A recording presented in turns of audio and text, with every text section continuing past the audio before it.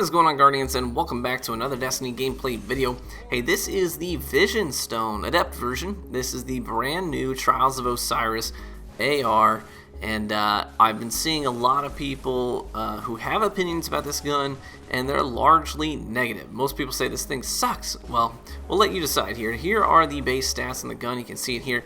Now, it comes with crowd control, rodeo, lightweight, which is dumb, fitted stock, and then you have an option between send it and injection mold in this first column, and then you have a number of ballistic options, which include CQB ballistics, smart drift control, and smooth ballistics. Now, this is the Adept version, so it does come stock with snapshot built into it. Now, you have a number of different ways that you could sort of combine these stat rules, and a lot of different combinations you can choose to roll with. I tried a couple of them, one being almost maximum stability possible on this gun with the lowest range possible, and it was sort of like an SMG sort of a build on the gun, and that's what you see here on the gameplay on Memento, is with that really high stability, really low range. And so I liked it for that sort of SMG feel.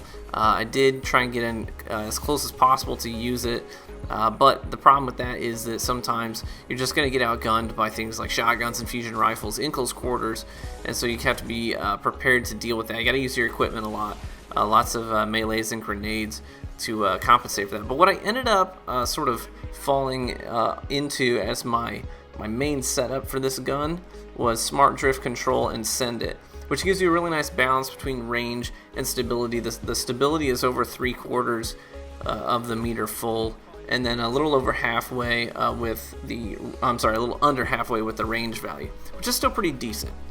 So in all the gameplay that isn't Memento, that's the combination that I'm rolling with, and I landed on that one because it just seemed a little bit more well-rounded. It seemed like I was, getting maximum possible damage outside of the range where I felt like I was in danger of being pushed with a shotgun, and so that was very important for me. So I really liked, I kind of like how this gun plays. I'm not going to say that it is a fantastic weapon. It consistently gets outgunned by things like Grasp of Malik or Hawksaws as well. So I found myself really struggling in 1v1 engagements against guns like that.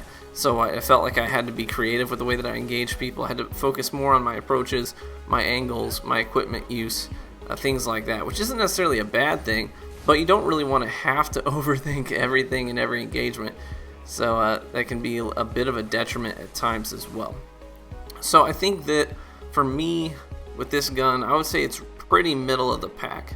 It's not, I don't think it's as bad as everyone seems to say that it is, because I played really well with it, and it does have a decent time to kill if you are landing your shots, but like I said, you're going to get outgunned by most of the mainstream weapons in the Crucible if you're just in a one-on-one gunfight with someone who has good aim.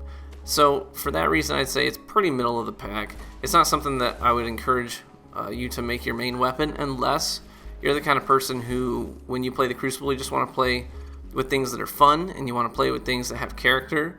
I think this gun certainly is very unique in the way that it looks and the way that it feels. It still does highlight enemies when you ADS, and that can be helpful when you're shooting through things like smoke or grenades. Makes your target acquisition a bit easier.